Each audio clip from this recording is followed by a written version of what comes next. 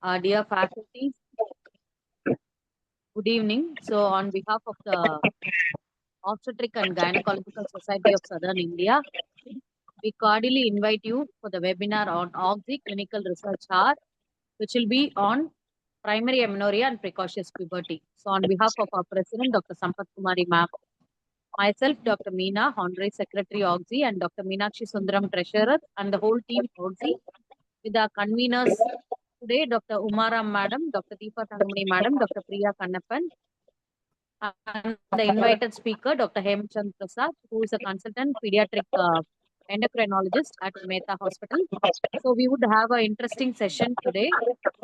So I request the conveners to take over the session for discussing about primary amenorrhea and the most important topic, the precocious puberty. I request the Thank you. conveners to introduce the faculty. Over to you, madam. Thank you, Meena. Thank you for the kind Thank you, madam. introduction. And today it is going to be a dialogue between a gynecologist and pediatric endocrinologist, Dr. Hemchand. Hemchand K. Prasad is MD Pediatrics Fellowship in Pediatric Endocrinology, and he also done fellowship in pediatric diabetes. He is currently consultant Department of Pediatric Endocrinology, Mehta Hospital, honorary consultant Department of Endocrinology, MMC, and also he is a visiting consultant at Endo Kids Clinic and Krishna Children Hospital. He has many awards like Innovative Teacher Award and by 2019 Active Pediatrician Award, IAP TNSC 2017, and Diabetic Day Award, ISPAE 2017. He is an assistant editor of Journal of Pediatric Endocrinology and Diabetes, ISPAE Journal. He has given a keynote address in ISPAD IAPPES meeting in 2015, Darwin, Australia. He developed apps like DiaWalk, DKA free for pediatricians to manage diabetes. He has he has 47 peer-reviewed indexed publications in pediatric endocrinology. He is a South Zone convener of CAAP Growth Charts Module 2015 and also ISPAE CAP Newsletters Editor 2021 to 2022. And he is going to be discussed. And the gynecologist is none other than our Priya Kannappan, who is also a senior consultant at Mehta Hospitals, who is a very great teacher, popular among postgraduates. So I'm sure all the postgraduate enjoy her teachings. So we will be having Q&A answers. And this is going to be an interesting session. I also encourage all the participants who have any doubts, put it in the chat box. So it helps us to coordinate with Priya Kannappan. Thank you. Over to you, PK. Thank you, ma'am. Thank you. So that was such a kind introduction. So without wasting much time, we'll go into that. So as madam said, most of the gynecologists, we know very well to ask questions and being more interested in quiz. So I'll be only asking questions and all my queries will be in depth will be dealt with by Dr. Hemchand sir. So today's topic will be early puberty, whether it's an early birth, flight or a fright. So this will be a dialogue between both of us. So why is the parent concerned about early puberty? Dr. Hemchand, so okay.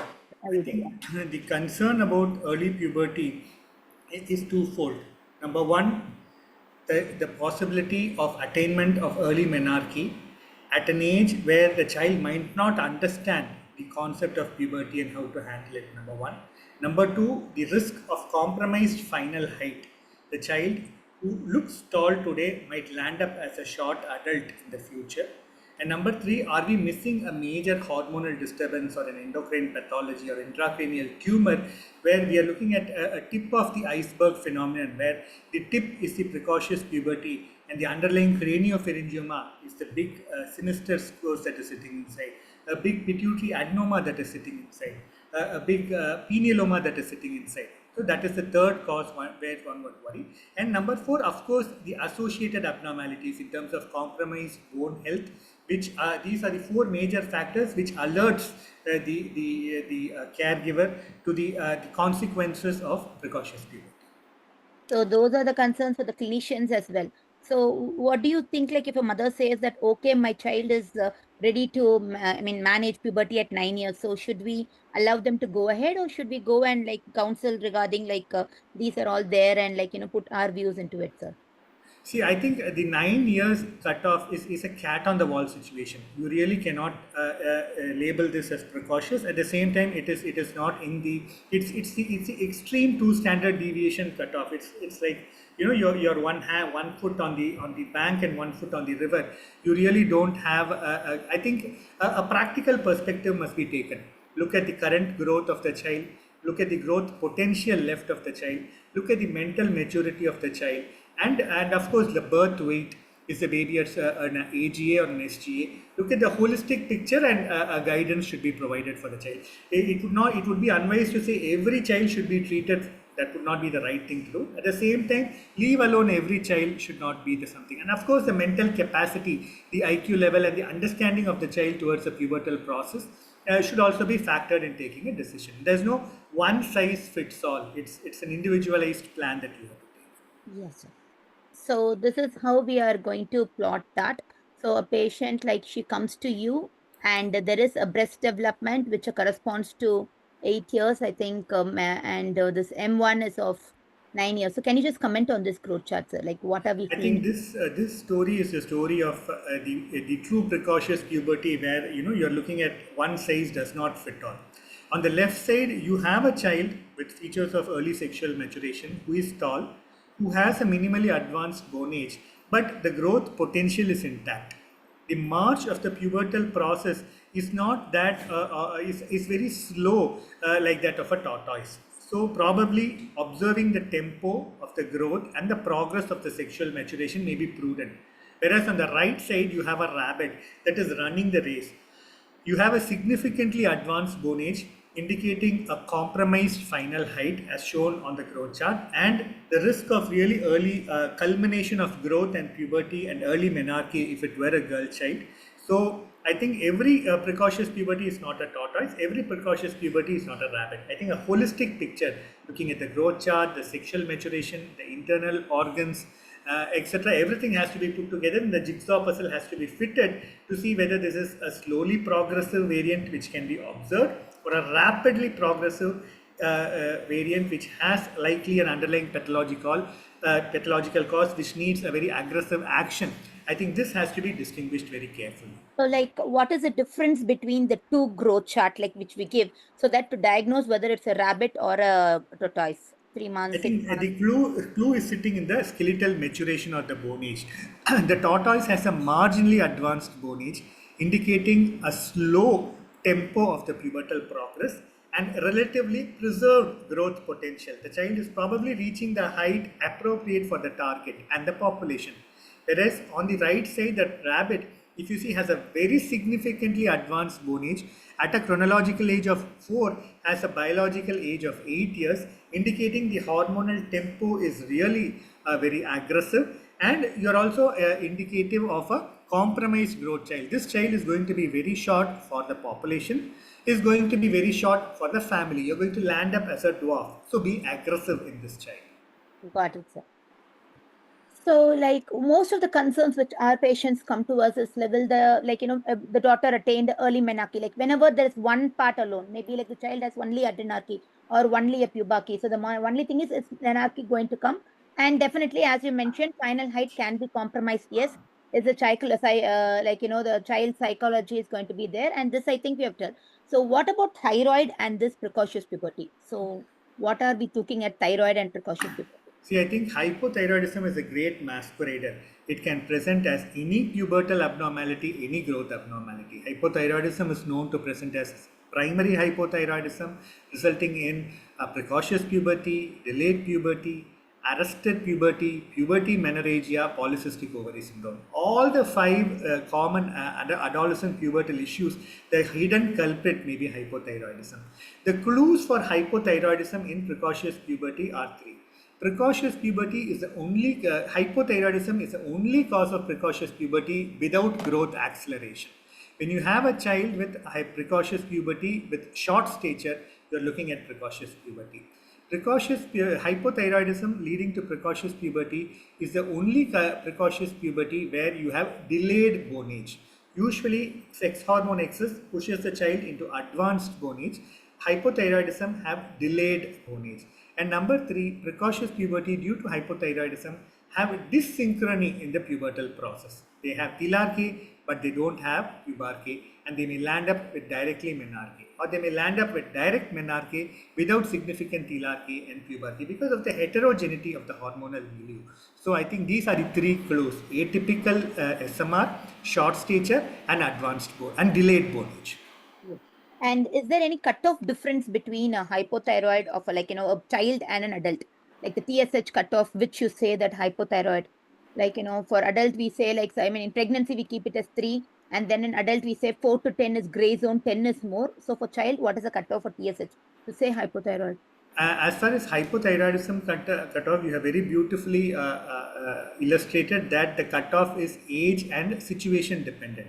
In a newborn, the screening TSH more than 20 is taken as abnormal. A newborn with a screening TSH more than 20 is considered abnormal. A venous TSH in an infant above 10 is considered abnormal. In an older child, one would be alerted if the TSH is above 6. One would have to probably take an action if the TSH is above 10. So 10 can be taken as a cutoff in older children. Okay, sir. So you what is the Indian data to tell us what is is the child going in for precocious puberty? See, I think if you look at population-based studies on the onset of various pubertal milestones, there is a clear shift to the left as far as the pubertal milestones are concerned because of a nutritional transition and a rise in the BMI. So, especially in the upper affluent socioeconomic class, the onset of telarchy, the onset of pubarchy, the timing of menarche have slightly shifted to the left. Not only that, there is also a mild increase in the rate of advancement of the sexual maturation. The progress, the median time from onset of telarchy to culmination in menarche has also kind of shortened. And this shift to the left is accelerated in two groups. Number one, children with elevated BMI. Number two, small for gestational age. So for all the SGA babies, so we should be should we give a head start that this baby can go in for precocious puberty, come back early or something like that when they come or deliver? We deliver a lot of SGAs nowadays also. I think SGA is a time bomb in the waiting. They have to be clearly explained that there is a possibility of course, early maturation and culmination of growth early. It should be emphasized to the parents that onset of breast budding very early, below 8 years, please consult your treating doctor. Onset of pubic hair below 8 years is quite early, please consult your pubic. The timing of action should be at telarchy and not consult the doctor after menarche is over and the epiphyses have fused and they have celebrated the puberty and 1 year later. That should not when they should be consulting the doctor. The consultation should be done at the onset of features of sexual maturation below 8 years of age. The problem is they start slow, they have a shortened duration of puberty and they end early, and the degree of pubertal spurt is attenuated. So in every possible way, the growth is kind of shrunk in babies who are born SGA. Be careful. It's a typical case. It's a typical case of a wolf hidden in a sheep's clothing. Looks very simple, benign, but you have a hidden wolf that is there. Don't miss out on that. So if a patient comes back to us at 8.5 years with menarche already established, she's had a bleed. So is there a role for GnRH to suppress or no role at all? So as it is already established, or still we can try. See, I think 8.5 years onset of menarche classifies the text. I mean, it qualifies the textbook criteria to be labeled as precocious puberty. Definitely a proper evaluation for an underlying cause should definitely be done. Once you have identified that there is nothing major abnormality, which is going to be the most likely the case, I think a decision would be taken based on the growth potential of the child and looking at the relative position of the child on the growth chart, and of course the capability of the child to handle the pubertal milestones. So now coming to the definitions, so is there are these the universally accepted definitions that pubic hair at 8, breast budding at 8, and the onset between 9 and 10 is precocious puberty, or is there any changes regarding to anything else? So I think the Indian, I'm not sure about FOXI, the Indian Academy of Pediatrics at this point of time, from a general pediatric perspective, requests us to stick to these guidelines of onset of thelarchy below 8 years, pubarchy below 8 years, and menarche below 9 to 10 years.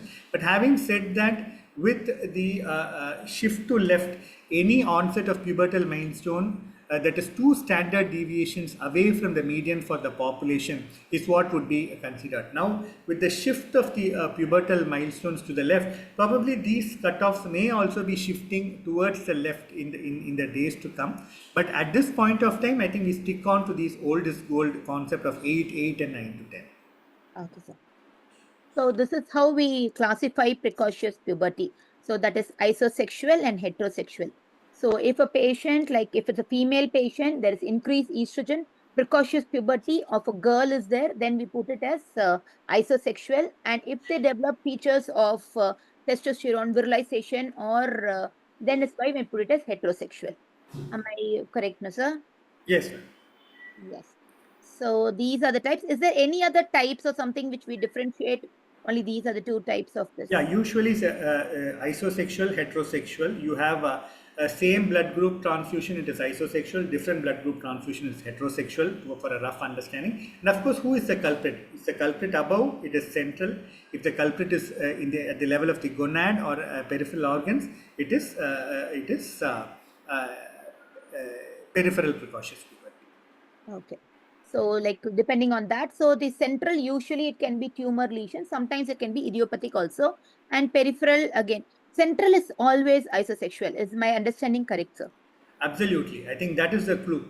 You can never have an intracranial pathology that makes the ovaries produce testosterone. It's going to be that's the fundamental thing. So when you see features of heterosexual precocity, you know the culprit is usually the adrenal gland or a hormone exposure from outside, or it is coming from the ovary.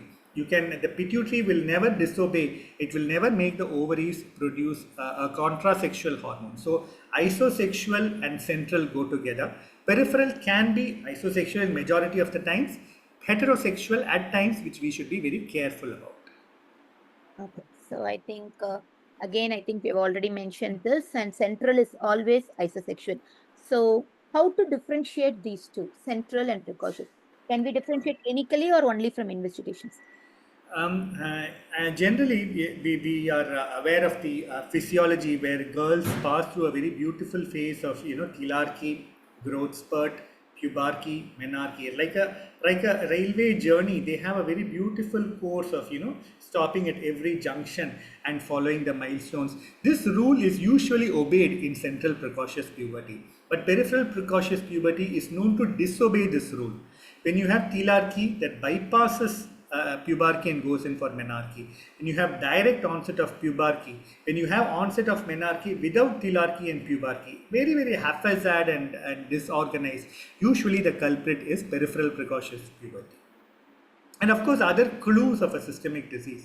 The signs of estrogen action are going to be similar in terms of thelarchy, etc. But when you have atypical features, a goiter that comes into picture, you have kefiolate spots, you have bony lesions coming into picture, you should always remember that peripheral, or of course, you should always remember that peripheral precocious puberty may be the culprit that you are looking at. Yes. So what are the red flags? Like when should we think of all the red flags in this precocious puberty? I think the most important red flag sign one should not miss is a focal neurological deficit.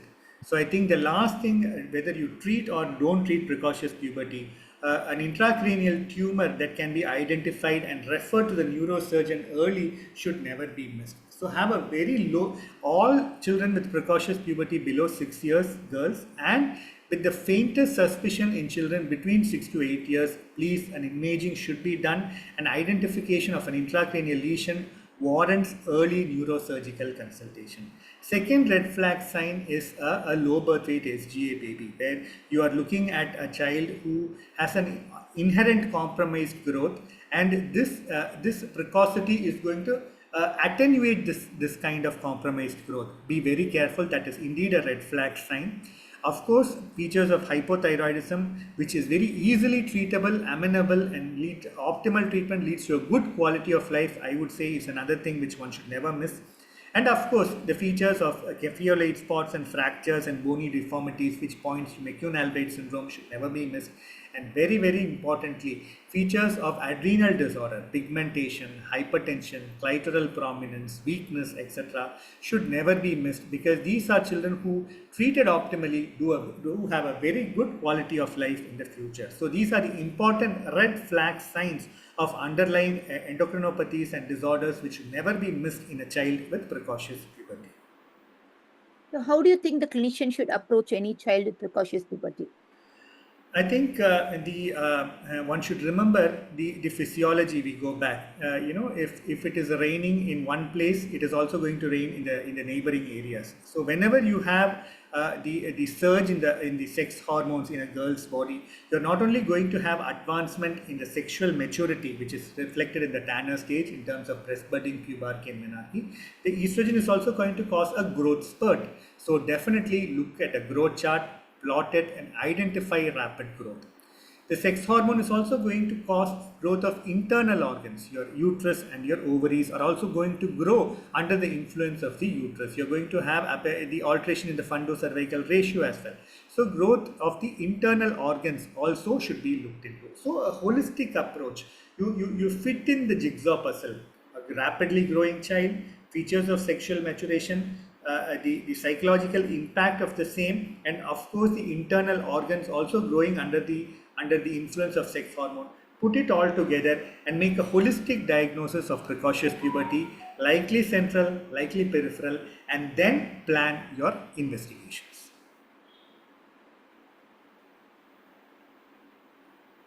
So these are already we mentioned about the rabbit and the this one. So I think you have to be very careful with the rabbit kind of progressive precocious puberty. And suppose if it is a very slow growing progressive, then we can just keep a close watch as such and no other intervention actively needed. Is my understanding correct, Dr. Hemchandra sir? Yeah, I think it's the red flag signs that distinguish a rabbit and a tortoise is the growth chart, the advancement of the bone age, which indicates compromised growth potential and future stunting, and of course the enlarged pelvic organs, which indicate imminent menarche. So these would be the important things, red flag signs from the growth chart, from the skeletal maturity and the enlarged pelvic organs, that we should never miss. So what are the other evaluation we'll be doing for these child when they go into precocious puberty? Yeah, so the assessment, the evaluation of a child for precocious puberty is a three-pronged approach. Is the hormonal milieu rapidly progressive or slowly progressive? That is assessed by a bone age and an ultrasound. If the bone age is advanced, it is very aggressive storm. If the ultrasound pelvic organs are advanced, it's a very aggressive storm. Whereas if the bone age is marginally advanced or not advanced, if the pelvic organ dimensions are almost consistent with the norms for the age, then you're looking at a calm situation. You're not very worried. A basal assessment of the pubertal axis, LH, FSH, and estradiol, would tell you whether this is an active HPG axis or a quiescent and a sleeping HPG axis. The LH more than 0.3, estradiol more than 10 picograms per ml should alert you to a possibility of an activated HPG axis.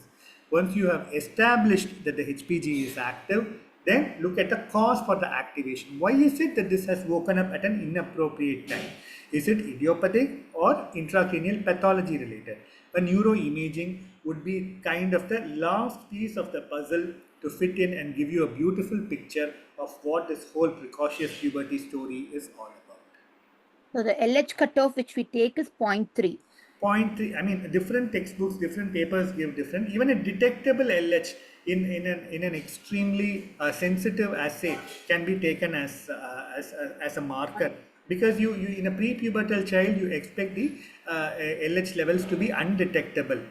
So a detectable LH itself is quite significant, and if the LH levels are inconclusive, then probably a dynamic stimulation testing will help you to prove whether it's a sleeping axis or an active axis. So you mean to say GnRH stimulation test. So can you just put us more light on how do we go about with this test? See, GnRH stimulation test is like the choke of a bike. If your bike does not get started, you choke the bike and you kickstart the bike. So when the hormonal levels and the clinical picture do not match with each other, you go in for a dynamic testing. It's not that all children need a dynamic testing. Suppose your basal LH itself is detectable beyond 1. You know that this child has an active HPG axis. You would not be doing an unnecessary testing. But when there is a discrepancy between the clinical picture and the hormonal levels are surprisingly sleeping, or then you would go in for a dynamic testing. You take the hormones, give a dose of Lupride, which is a short-acting medicine given at a weight appropriate, body surface area appropriate dose, and the hormones are tested at 4 and 24 hours. If you see a good surge in the LH, you know this is a central cause. The axis is active. If you see a surge in the estrogen level, you know that the axis is active. Take necessary action. And you would also get another message. If you see the LH and FSH are suppressed, but the estrogen is very high, you know that the culprit is coming from the estrogen. You're looking at a peripheral cause of precocious puberty. If you find both LH, FSH and estrogen going up, you know you're looking at a central cause for precocious puberty. That distinction also this GnRH stimulation test would help you make. So once you have diagnosed as a central precocious puberty, how do we treat this child, sir? I think treatment of precocious puberty is like, you know, deciding to give anesthesia for a cut wound. You would have to decide the anesthetic medication based on the duration of the procedure, the complexity of the procedure, and of course the setting in which the procedure is being planned. So the choice of medication, whether you're going for a monthly or a 3-monthly depot, and the duration of treatment is decided based on the growth of the child, the growth potential of the child, the degree of advancement of sexual maturation. In younger children with lesser weight, you can start off with 3.75 monthly or 11.25 milligram 3-monthly depot preparations. In very older children with higher body weights, they might have to give a consideration for a weight of giving 7.5 milligram monthly or 22.5 milligram every 3 months.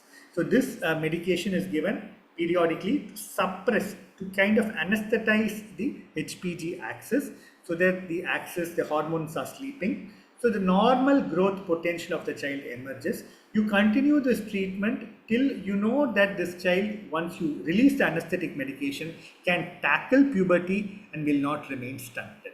I repeat, tackle puberty and will not remain stunted. So when you start a child with precocious puberty at say around 6 years with GnRH analog treatment, at the age of 10 years, when you find that this child is relatively grown well, you know that this child is quite mentally mature enough to tackle puberty, I think it's time for us to withdraw treatment to let the natural pubertal process blossom and take the child to the next stage of the life. It's a temporary procedure which you decide. That's why I said it's like an anesthetic medication. You'll have to decide based on an individual clinical context. Suppose you're looking at a child with a mental disability. You might want to tweak and prolong the treatment for a little bit more of a time, maybe till 12 years. And if you're looking at a child who has already attained a good growth potential at 9.5 years, you might want to stop the child earlier from GnRH analog treatment because you know that this child is mature enough and will be able to tackle puberty earlier. So I think you'll have to, as a clinician, take an individual call on how long you're going to treat this child. And remember, the treatment dosages are also dependent not only on the blood values or weight of the child, but also at the clinical picture, the rate of the growth, the rate of advancement or suppression of the SMR, etc. should be factored in. There is no universal dosing. These are starting doses. These have to be tweaked based on the clinical context.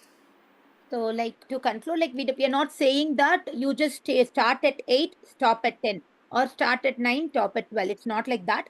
We take it on the individual picture, and whenever you feel that the child is capable to handle, we stop that. And after stopping, how long do we expect the puberty to happen? Is there anything specific like Previous literature and a lot of Indian literature also says somewhere between 6 to 30 months is what is described. So if it had been a very mild suppression, even in 6 months they can go in for resumption and activation of the axis, and if you have suppressed it really well, they can take even 36 months for resumption of the axis. So it's variable, but usual median age literature says is somewhere around 13 to 18 months they have the activation of the HPG axis. Okay. So you want to comment on this consensus statement of the GnRH in children, sir? I think this consensus statement kind of reinforces that younger children have a low threshold to treat.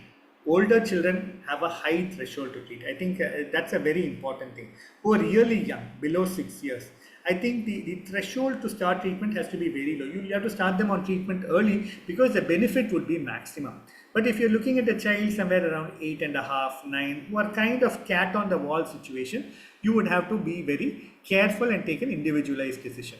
And second thing is the degree of advancement.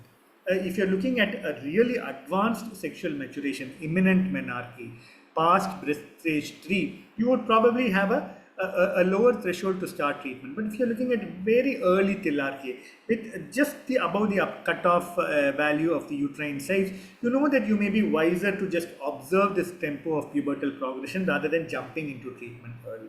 So I think the tipping point of starting treatment is not universal again. So the clinician takes the onus and decides whether to start the treatment early or observe for a while and then take treatment. So, and we already, I think we answered this. Should all girls be treated? So we said it's individual approach and depending on the situation. So we'll not go with that. So now coming to a case, a 6-year-old child, she has a breast development as shown in the picture. For the past 5 months, she has had it, no pubic hair. Ultrasound shows a uterus length of 2.2 centimeters, ovaries of 0.6 centimeters, and a bone age of 7 years. 6 years, bone age of 7. So how do we proceed for this child? So I think it's again boiling down to the story of the rabbit and the tortoise. This child does have sexual maturation, indicating probably a little bit of early estrogenic activity or increasing sensitivity, but there is no growth acceleration, there is no advancement in the skeletal maturity, there is no advancement in the dimensions of the pelvic organs. So this estrogenic activity is not very powerful. It's like a very calm storm that you're looking at. The tempo is very slowly progressive, and this is kind of matched by looking at the hormonal picture. The LH, FSH and estradiol are kind of suppressed, confirming that this is a sleeping axis. It is a false alarm. So you're looking at probably a girl with simple telarche who should just be reassured and clinically followed up after explaining the red flag sign. So this is the story of the tortoise in the story of the rabbit and the tortoise. This girl is following the path of the tortoise. So observe this child. Yes. So coming to a case 2, this is a 5-year-old girl. She has a breast budding for 5 months, faint pubic hair. Ultrasound shows a uterus of 4 centimeters, ovaries of 2.6 cc's, which are large for the gestational age, and a bone age of 9 years. So a 5-year-old child with a bone age of 9 years. So how do we go about this child? I think very clearly, as you can see, the child has significant growth acceleration, a significant advancement in the skeletal maturity, a significant advancement in the size and dimensions of the pelvic organs. So this is a very aggressive storm. This child is probably following the path of the rabbit and she is going to lose the race. And when you do an HPG axis estimation, this clearly shows that the pituitary gland is very aggressively producing gonadotrophins, which is stimulating the sex hormones from the ovary. And if you do an imaging, you might be able to establish whether this child, and this child was found out to have a craniopharyngioma, which was a culprit in this precocious puberty. So the tip of the iceberg, the breast budding was just the tip of the iceberg. What was deeply underlying was a craniopharyngioma. So I think this justifies the need for evaluating this child, number one. And number two, it's following the path of the rabbit, very aggressively causing growth, aggressively causing skeletal maturity, aggressively causing growth of internal organs. The previous child who behaved like a tortoise showed a very slowly progressive skeletal maturity, slow growth and slow internal organs. I think this is the story of precocious puberty to distinguish between the aggressive rabbit and the docile tortoise. So as we said, clinicians, we have to differentiate between whether the flight or we end up with the fright. So precocious puberty and developmental delay. So I think we have another case. Yes, a 10-year-old girl. We had a delayed developmental delay, and she had a breast budding of 4, stannous 4, and with pubic and axillary hair. But 10-year-old child, but mentally retarded. So if she's going to menstruate, will she be able to cope up? So this is a situation. So how do we go about these kind of children where we have a mentally retarded children who come to us when they have like early signs? Should we delay the cycle for them?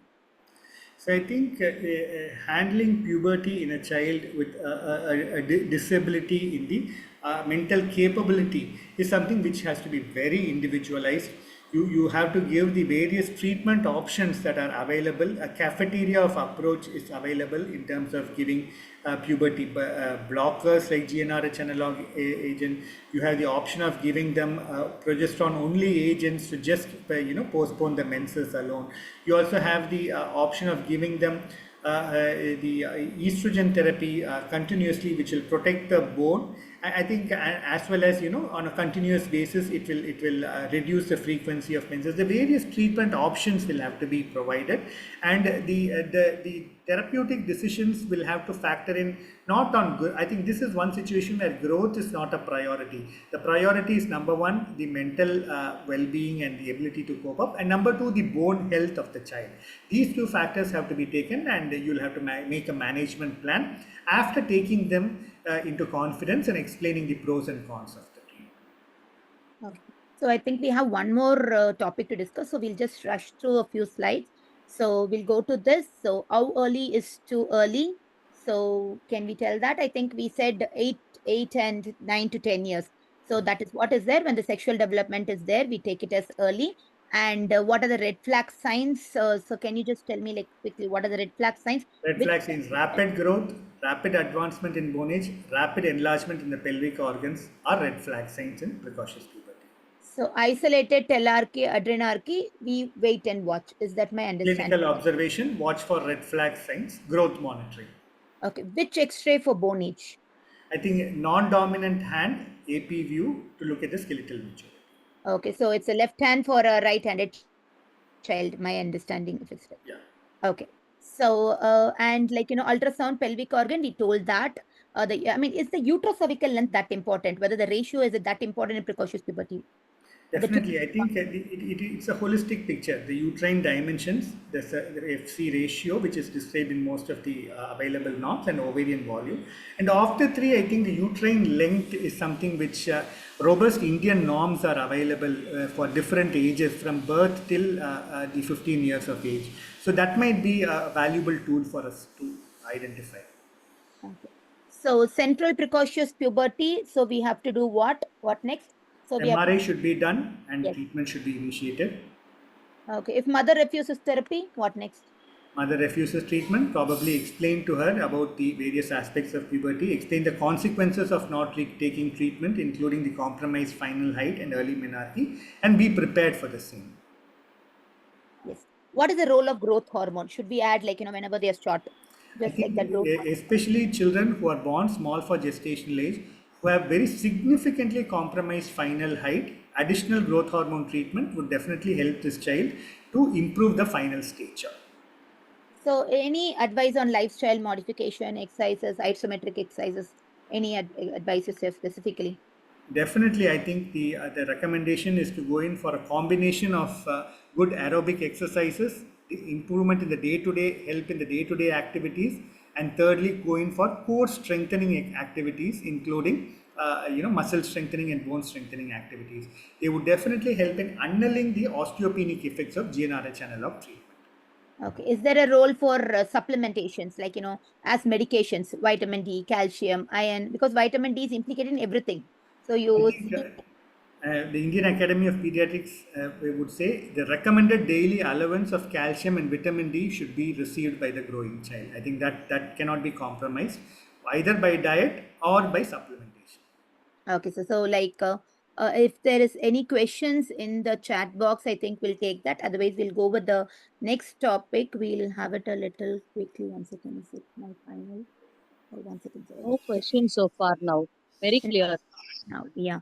So if anybody is having questions, you can just open your mic. We are there to take questions.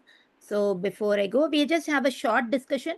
We are not going to bore you too much. It is most of a case-based discussion on primary amenorrhea. So, there are two things when we think about, oops, sorry.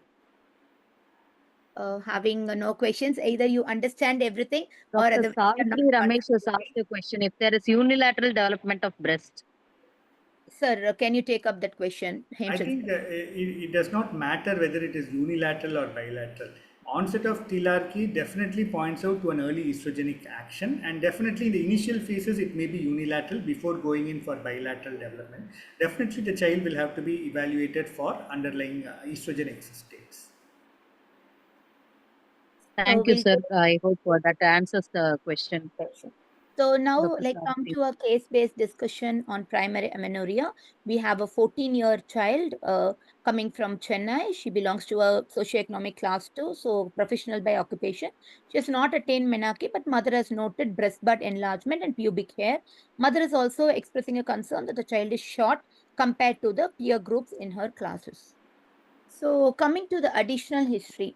So like one, why do we ask about a cyclical abdominal pain is to rule out the obstructive causes of primary amenorrhea. Yes, urinary retention or incomplete voiding. Again, it's for your obstructive causes for this one, especially your hematocolpus. Third one is why do we ask about vigorous exercises or if it's an athlete? So can you just tell us that anorexia or vigorous in the child? 14-year child who's like, just attained the teenage age group. Should I answer? Yes, sir. Yes, sir. Yes, Yeah, I think see, eating disorders have crept in into our society, and eating disorders are dangerous, and eating disorders can kill. And the eating disorder may come as a tip. In our own center, we have about 4 girls with eating disorders, and it has been a struggle in adolescence, and it has been a struggle for the child psychiatrist to kind of get these children out. They may require prolonged hospital stay. I think it's very important that as clinicians we are aware of this.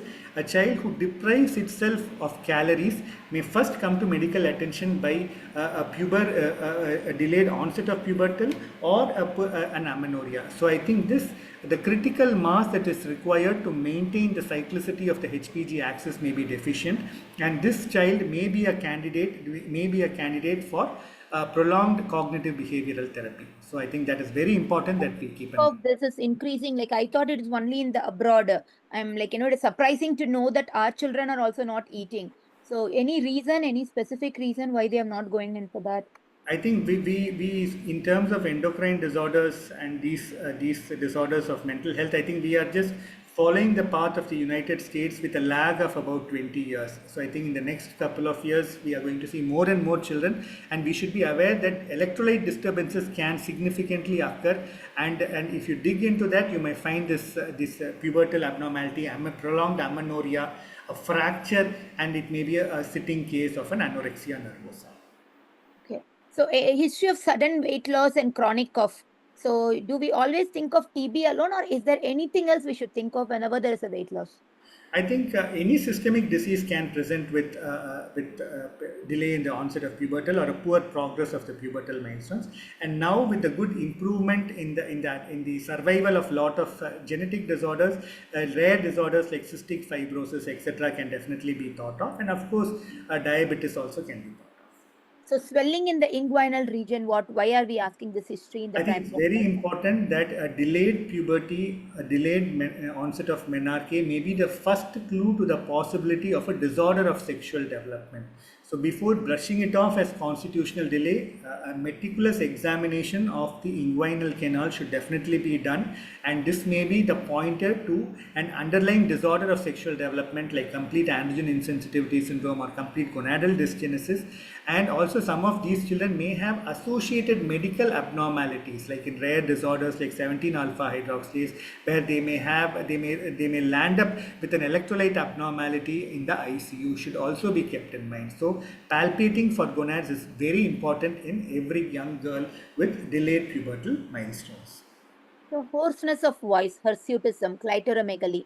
Why are we asking these histories, sir? See, I think these may be pointers to the possibility of an excess androgenic state that is not allowing the child to progress into puberty. Whatever be the cause of androgen excess, it may be a virilizing ovarian tumor, virilizing renal tumor, but the relative proportion of the male and the female hormones, when you have the male hormones on a higher level, the physiologically the female hormones are suppressed, and you have very poor progress and onset of pubertal milestones, and you may be searching for that, whereas the culprit may be the excess androgen in the circulation. So, history of galactorrhea, why do we ask, sir?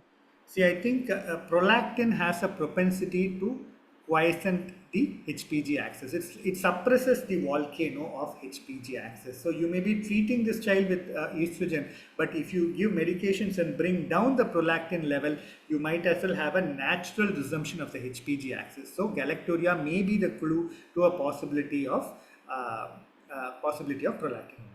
So, headache and visual disturbances, what do we think of? Like, if I they think have the subsequent disorders where you're looking at the histories are pointers toward acquired causes of intracranial pathologies, which are kind of suppressing the HPG axis and not allowing the child to either enter into puberty or progress through puberty or culminate puberty, whatever be the pathology.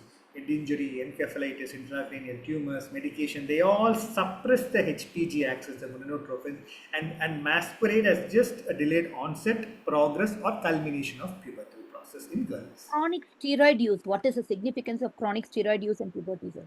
See, chronic steroid has multiple ways of affecting the HPG axis. It stunts the skeletal maturity and it causes slowness of growth. It has a direct impact on the growth plate, and it also has an impact on the pituitary gland, kind of causing a quiescence of the HPG axis, and withdrawal of steroid therapy in a phased way kind of can be matched by a slow progress in the HPG axis. They do not require hormonal treatment, but a reduction in the steroid doses, and they would see a natural increase in the levels of LH, FSH, and estradiol.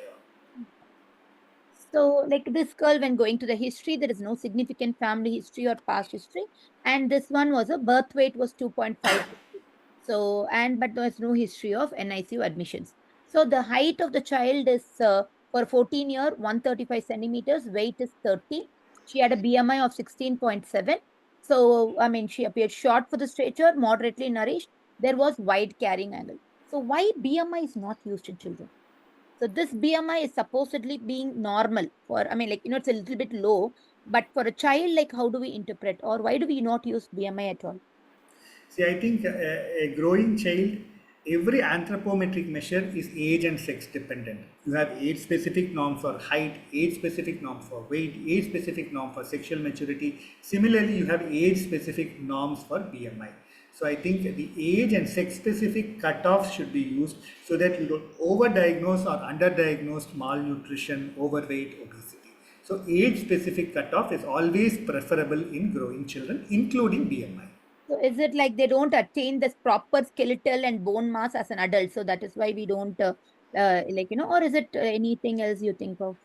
See, BMI charts are a reflection of the proportion of weight in the perspective of the height, and there are norms for every specific age. So I think, and of course, as you rightly pointed out, the alteration, the proportion of bone mass, fat mass, and muscle mass, which kind of alters with the change in the pubertal hormone level, is also another factor which emphasizes us that we should use the age-specific BMI and not just an absolute cutoff for BMI. So when we are using growth charts, so should we use the CDC ones or the one given by the IAP? So I plotted the two. Maybe not a very beautiful plot, but I tried to put down the stickers there. So the left side, the red one is a CDC one, and the pink one is your IAP girl child plot. So which should we use, sir? I think the Indian Academy of Pediatrics growth charts are very useful because they are more representative of Indian girls and Indian boys, and you definitely would not overdiagnose or underdiagnose anthropometric abnormalities in these. If you use charts which are based on really affluent and really overnourished children, you tend to overdiagnose growth abnormalities in such a, it's like NEET exam. You're making a state board studied child compete with CBSE children. You're making our children compete correlate with healthy American children when you use the CDC charts. So you definitely should go in for an Indian representation of the charts. So this is a chart plotted for this child. So I think she's well below the third centile for the height, and she's also a little below the centile for the weight as well. So on examination, she had a wide carrying angle. So what is the significance of this carrying angle, sir?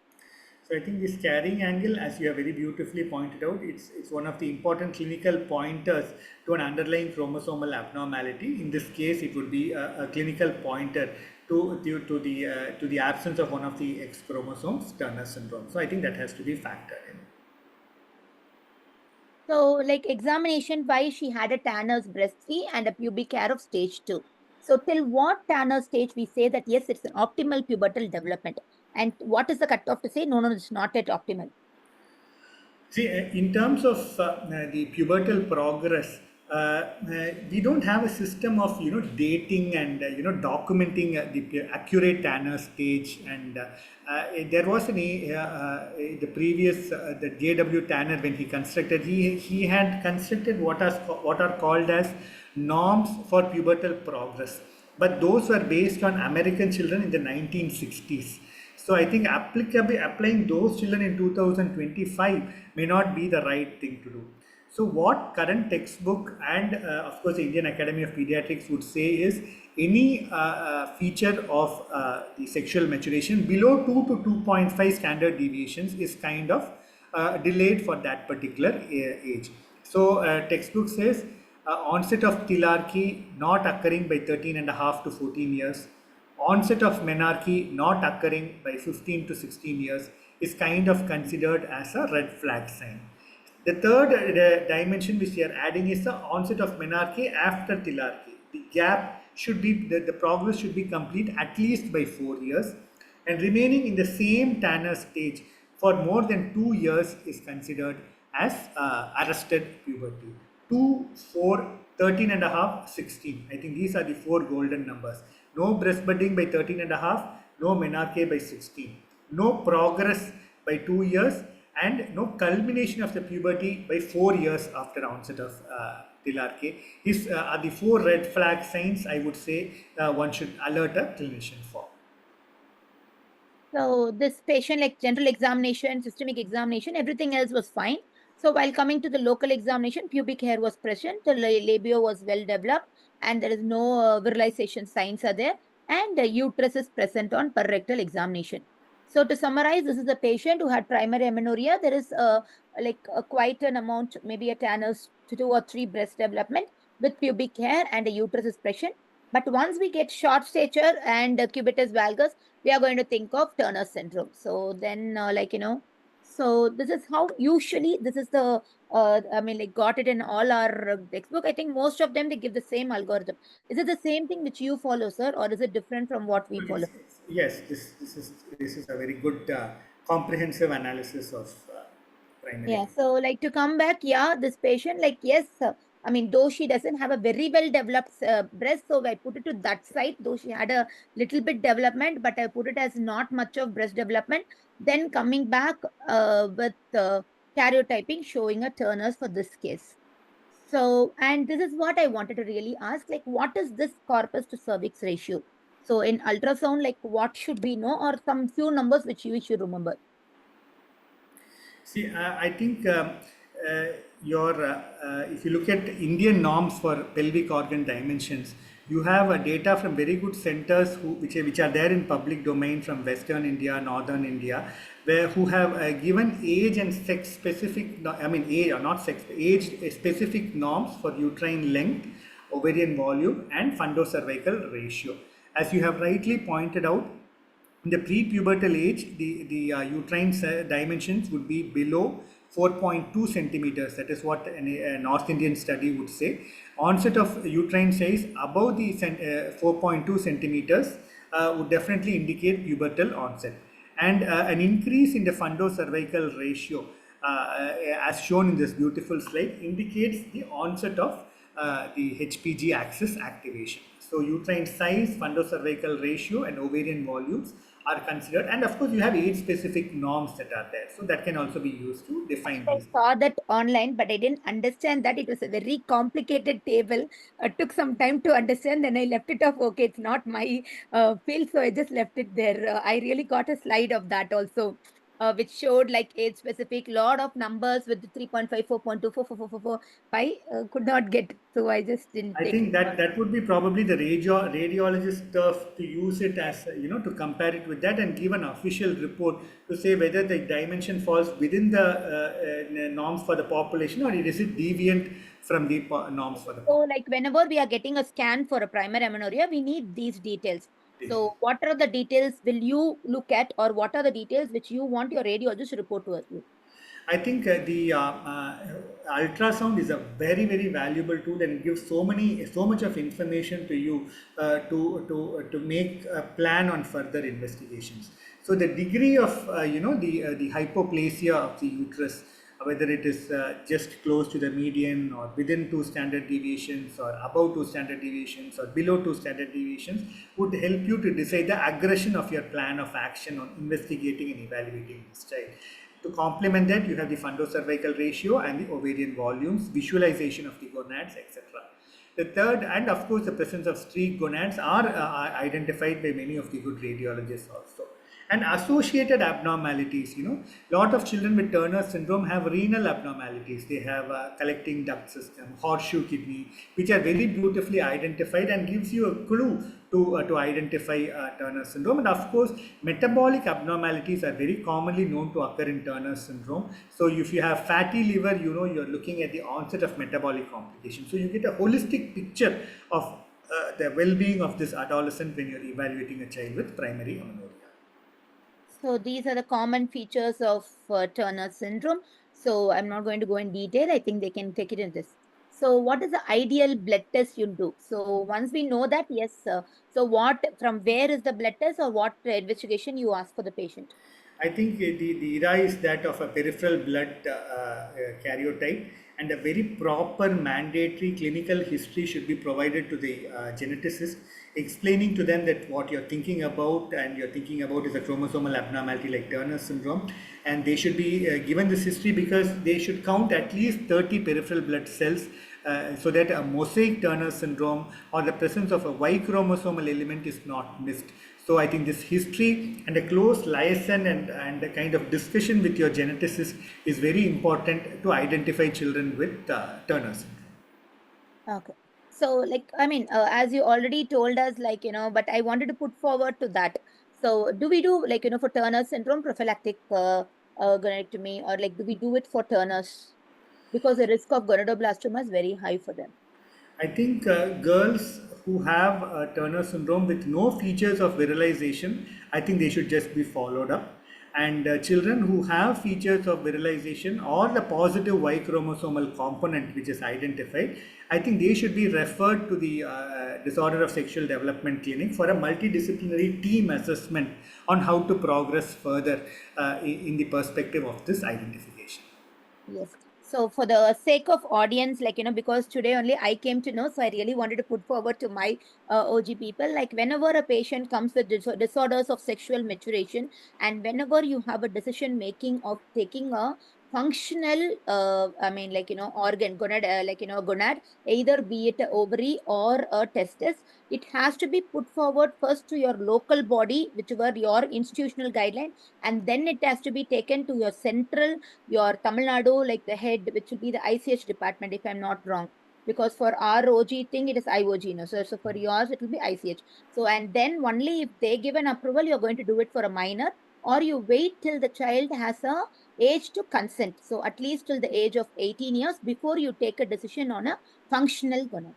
Unless and until there's a medical emergency, we don't go and do the surgery before the sexual maturation. Okay, so we'll go forward with that. So, what are the other, like, what are the things which you see in Turner's, like, whenever we give a karyotype?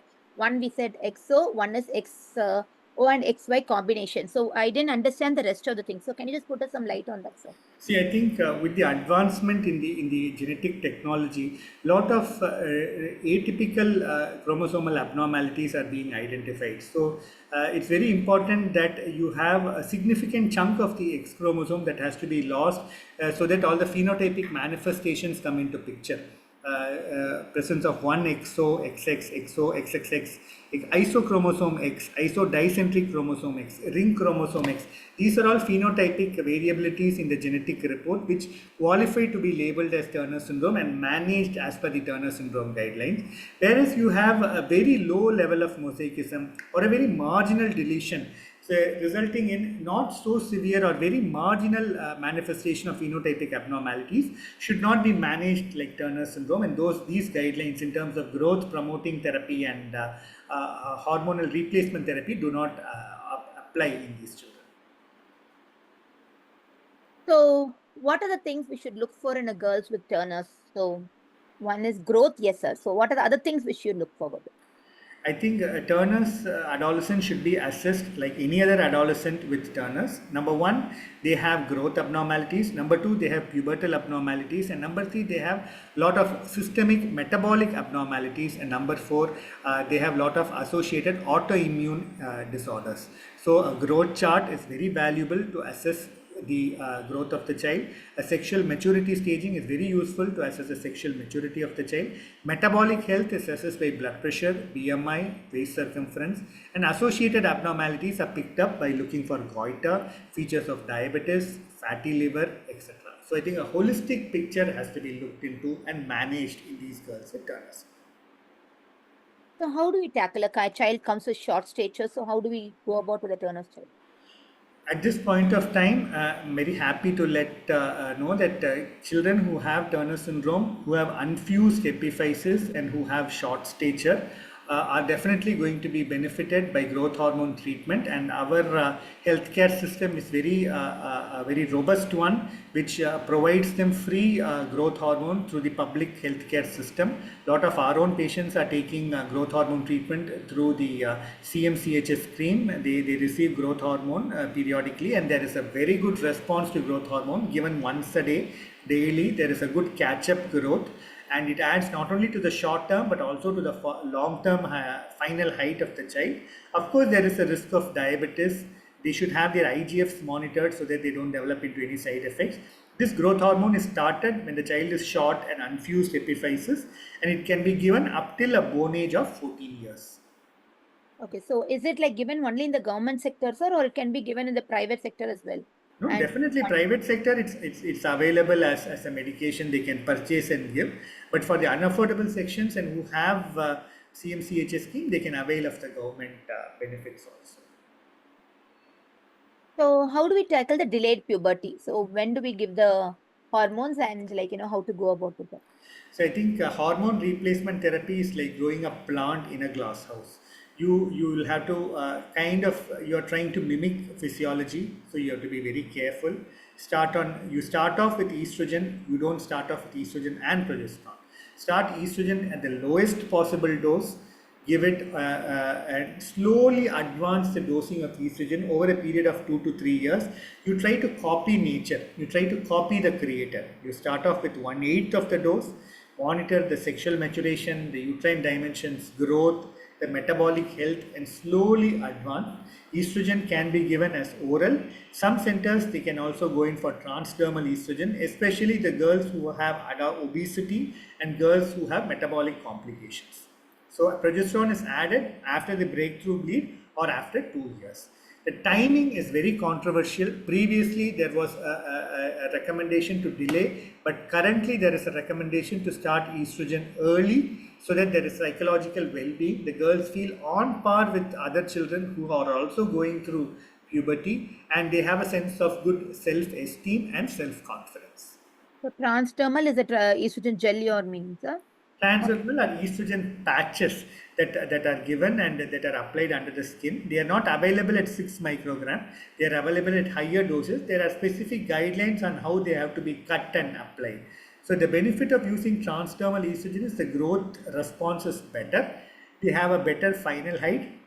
they have lesser metabolic complications. So, what are the comorbidities for Turners when they come, when we should start screening? I think Turner's is tackling growth is one story, tackling puberty is the second story, but the most difficult one is tackling the associated comorbid states. They are prone for cardiac abnormalities, renal abnormalities, metabolic abnormalities. So I think a multidisciplinary care is very important, where they are seen by a pediatric cardiologist, they are seen by a nephrologist, and metabolic health in terms of monitoring of blood pressure, lipid profile, and if they have features of specific endocrinopathies, they are screened for diabetes, hypothyroidism, and celiac disease is very important. And if there is this is a cohort which is prone for early osteoporosis. So if you have features of fractures, they should have a DEXA scan also done. So, I mean, what are the things that are in the past in Turner syndrome? So, can you throw some light on this? Previously, girls used to be treated with very early estrogen therapy and oxandrolone. Now, these have been not endorsed by the current guidelines for management of Turner syndrome. So, what are the red flags in Turners? I think red flag signs are very important. Number one, presence of clitomegaly or androgen excess. You should not miss a gonadoblastoma.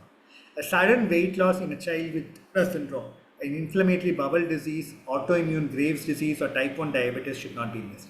Hypertension in a child with Turner syndrome should never be missed. Blood pressure monitoring is very important. Presence of fractures in Turner syndrome, don't ignore. Because of estrogen deficiency, they are prone for recurrent fracture. First fracture, do an DEXA scan and go in for early bisphosphonate treatment. When they're on growth hormone treatment, growth hormone, some children can go in for benign intracranial hypertension. So fundus assessment for papilledema is very important. Saving the life of the child prioritizes over growth and puberty in these sort of emergency situations. Definitely. So, now coming to the case 2, sir. This is a patient, Miss N, a 14-year-old child belonging to a class 2 society with primary amenorrhea. Mother has seen well-developed breast, axillary and pubic hair is also seen there. So, height is 150 centimeter, weight is 65, a BMI is 28.8. So, I tried to plot a growth chart as per the IAP. So, I think the height comes to around the 25 or maybe a little bit more centile, and the weight is between 95 to 97 centile. So for that age and for that child. So a well-nourished child with the Tanner's stage, almost like 4 to 5 is the Tanner's breast development. A very well-developed breast development for her. So pubic hair is present, axillary hair is present, a very well-developed genitalia, uterus is present, on scan, endometrium is visible. So what will be the, feature are we thinking? So this is a child who has secondary sexual characters, a uterus is also present, but there is no outflow tract obstruction. So, what are the reason or what do we think of this child? See, I think children with delayed puberty and amenorrhea, you may be looking at hypogonadotropic hypogonadism, which may be because of pituitary defects. You may be looking at hypergonadotrophic hypogonadism, which may be because of ovarian defects. Or you may be looking at eugonadism, where the sex hormones may be intact, but there may be an anatomical abnormality or a disorder of sexual development. So I think this eugonadotrophic eugonadism, where the sex hormone levels don't seem to be deficient, are extremely challenging, both in terms of arrival at the proper cause and in terms of their long-term management. This may be the first clue of a DST, disorder of sexual development. This may be the clue of a possible, acquired cause, maybe the first manifestation of the polycystic ovary or the hyperandrogenic state. Or this may be the sign of just an anatomical abnormality, a block, a uterine developmental defect like a Mayer-Rokitansky-Kuster-Hauser syndrome. So I think this child should be looked into very closely, or Mullerian developmental abnormality. So this child should be looked into very closely and should be monitored very carefully and assessed for the underlying cause. So this one actually we did, hormone. She was eugonadotropic. And then, we called her for other further evaluation. They didn't turn up for 2 months. Then they came back and said, yeah, we attained menarche and it is just a false alarm. So thank you for your help. And they just left. So finally, I didn't do much, but I got all the, credit of getting the child a periods. So, they said, just coming to me, they just got it. So, so when do we call it constitutional delay? Like, is there any specific criteria? to say, yes, this is constitutional delay? A constitutional delay is a condition which is very common in boys, relatively uncommon in girls. Constitutional delay is a normal variant. In the onset and progress of the pubertal, the tail-shaped distribution, this constitutional delay would fall at the left side corner of the girls with pubertal onset, who are ultimately going to enter into puberty and land up as normal adults. So the clinical clues would be the possibility of a similar problem in the family, presence of relative growth delay, a slow skeletal maturation, and all other causes are ruled out. So I think that is very important. A delayed onset of puberty, delayed slow progress may be the first sign of an underlying systemic disease, hypothyroidism, celiac disease, tuberculosis. That has to also be ruled out. Once everything is ruled out, you know that the axis is intact, there is a relative slow growth, a slowness in the skeletal maturity, you would probably brush it up as constitutional delay. So what are the other investigations? So one we said about the hormonal axis, so constitutional delay. Do we do anything else? I think as we rightly said, the constitutional delay is a diagnosis of exclusion. Why is it that this flower is not blooming? Is you have to find out. Is it because of lack of water? Is it because of poor soil quality? Is it because of lack of manure? Is it because of a problem in the seed? A gardener would always think. Similarly, the treating clinician should always think, what is the reason this child is not entering into puberty? Is something preventing this child from entering into puberty? Is it because of a structural abnormality? Is it because of a functional abnormality? So a thyroid profile, an extensive evaluation for underlying systemic diseases, etc. should definitely be done. The HPG axis should be ascertained. If there is an extreme delay in the pubertal onset, probably a GnRH stimulation test would also be contemplated. After ruling out all major disorders, one would label this girl as such. It's a diagnosis of exclusion. So constitutional delay, usually they'll not have well-developed breast, they will have a delayed bone age. So, and usually their FSH axis will not be that activated. My understanding correct, sir? So not the other. So it is an extreme form of functional form of hypogonadotropic hypogonadism. Okay. The HPG axis is active in the initial infancy, then it goes in for a phase of quiescence, and during adolescence it kinds of wakes up again. This waking up process is delayed in children with constitutional delay. So they have a prolonged phase of childhood functional hypogonadotropic hypogonadism. And as clinicians, we get alerted, parents, we get alerted and we get scared, are we missing a case of hypogonadotropic hypogonadism? There is a very significant overlap between constitutional delay and hypogonadotropic hypogonadism, and distinction between these two entities, one which is a normal physiology and two which is a grave pathology, is extremely challenging. So just a few questions to give it as a take-home point. So like, how is important is history and examination in primary amenorrhea? I think history and physical examination is extremely important, and most of the cases you arrive at the diagnosis by proper assessment of SMR, proper assessment of the growth chart at the end of the day. Extreme variations in growth, very stunted, be careful. Extreme tall stature, be careful. Discrepant puberty, be careful. You have extreme telarche, no pubarche, be careful. It may be the sign of complete androgen insensitivity. Look at the inguinal region, you may be missing palpable gonads. That's a sign of an underlying red flag sign. Very, very good breast development, very, very good pubic hair development, but no menses despite quite a significant time. You may be looking at a structural defect, be careful. So I think a proper physical examination of sexual maturity is extremely important, and growth chart is very important. You might be, and you don't have breast, you don't have pubic hair. It's either the HPG axis is inactive or something is preventing this child from growing. Whereas if you have little bit of pubic hair but no breast, that means this is a child with hypogonadism. Be careful. So proper assessment of the clinical picture and related to basic physiology, you just click the diagnosis in most of the times. So TSH and prolactin for all children with primary amenorrhea, do you agree? for I think everyone? hypothyroidism should definitely be done in all children with primary amenorrhea because it's a great masquerader and easily treatable, and hypothyroidism is known to be a culprit in poor progress and onset of pubertal milestones. Prolactinoma relatively uncommon. If there are strong clinical pointers, definitely worthwhile to consider. So is it ultrasound or MRI? I think ultrasound is a good enough robust screening tool to give you a lot of valuable information. A more advanced imaging can be devoted for if you have red flag signs on the ultrasound.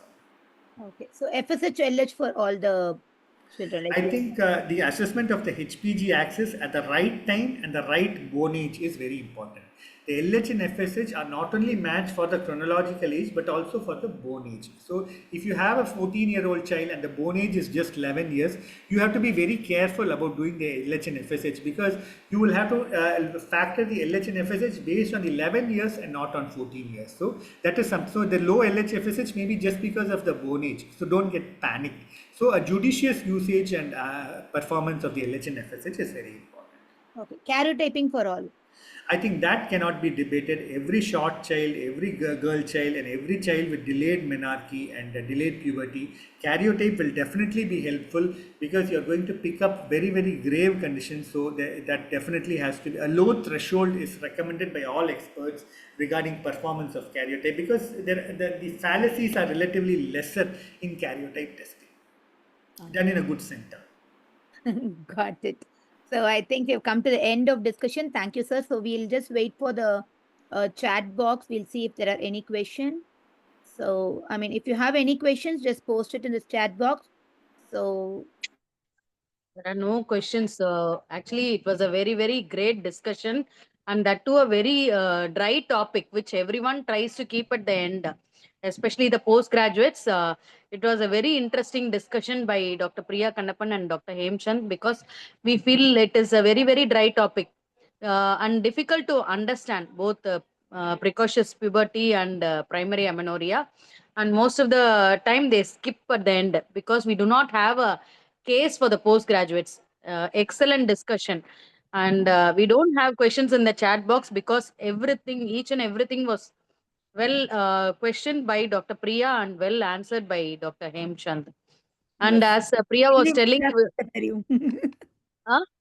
கேள்வி புரியல. மட்டும் தான் எனக்கு கேட்க தெரியும். இல்ல. All the questions were so relevant, especially in MRCOG, we used to be told like girl, அவள கேர்ளாவே பேசணும், phenotypically girl ரேர் பண்ணது.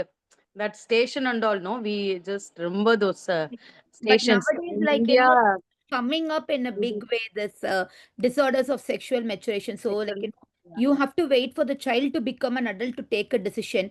Rather than we cannot choose that child is a girl or a boy. So that is yeah. now being like, we cannot comment on those things nowadays. So that is what is like, Giving a things. psychological counseling is very important as well. And as sir was telling, we have a very good coordination between the IOG, ICH, and referring those patients for taking genetic makeup, especially in the MGI University. We have a separate department, the transfusion medicine, where they do this workup as well. The genetic department also. Thank Yeah. you. It was a very elaborate and excellent session by both Dr. Priya and Dr. Hemchand. Thank you Thank you. so much. Deepa ma'am, Thank you, final Priya. conclusion. And thanks, Dr. Hemchand. It's an awesome discussion. And I'm sure everyone has been enjoyed. This is a recording program, so we will be having a recording. We'll share the recording to all the groups. Thank you, Meena. Thanks Yeah. for trusting us and giving us the opportunity. Madam, it was a wonderful discussion. அப்படியே Thank lively you. இருந்தது. Very, very Yes, Thank yes. you. nice. Thank Thank you. you. And Thank you thank so you much. everyone for staying with us. So, and a few of the names whom I know. So thank you for joining us. Really, thank you. All seniors are also there. I saw Yeah, I Savitri, saw Savitri Nandita Subramania madam, madam, Nandita Thakkar madam also. Nandita Thakkar ma'am, Geeta Lakshmi madam is also joined. Geeta Ma'am, Lakshmi madam, Madam. Madam. hello, madam. Sumati madam is Madhuri also madam, there. So Geeta Lakshmi whoever is madam, Sumati online, ma'am. maybe we can just click the video so that we can have a Yeah, if photograph you can open the camera, we can click cameras, the. so we can just have a photograph. So yes, thank you all of you. Stay with us. Madam. Thank you, Nandita madam. Thank you for joining us. Thank you, Thank Sumati ma'am. you. So anyone else is there? No, no one. Cyril, Jayalakshmi, Geeta Lakshmi Madam, Kalaichadvi, Kasturi Vasu. I think they are not opening the camera. Yeah. That's okay. Yeah. Thank you. Thank you so much. Thank you. And also excellent platform by our team, Chitrakala. Thank you. So thank you. So I think we can know more questions in the chat box as well. More questions in the chat box as well. Close the session. Yeah. Yes. Thank you. Thank you. Thank you, ma'am. Thank you. Thank Thank you, you, sir. Thank you. Thank you, Priya. Thank you, Deepa ma'am. Thank you, Meena Thank you, ma'am. Thank you. delegates and Chindrakala. Yes.